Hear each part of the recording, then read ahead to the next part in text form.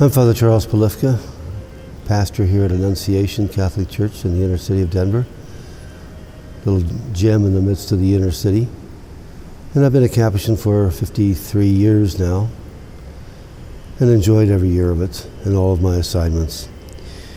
But one of the questions that's been asked is, how do Capuchins and other religious orders, for that matter, fit into the wider church as a whole?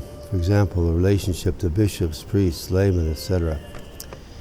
Well, I like to look at the church as the institutional church, and inside that institutional church, the Lord always supplies different charisms, different prophetic charisms.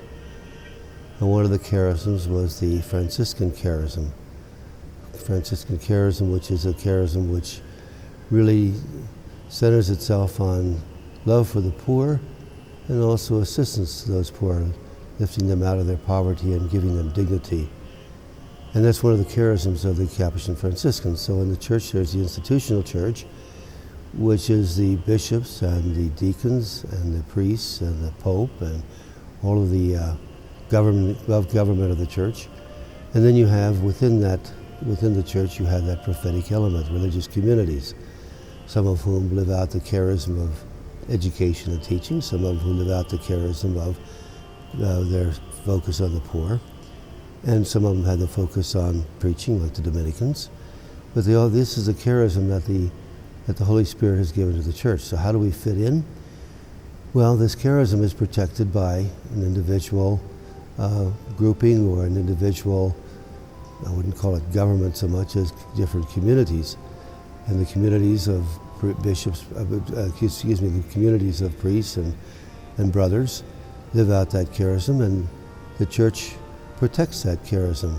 The institutional church protects that charism. So we have our own particular government. For instance, the Capuchin Franciscans, we have our own provinces that exist across dioceses. And in those provinces, we have a community leader, sometimes called a provincial or sometimes called by other kind of a name. And that person oversees that particular charism.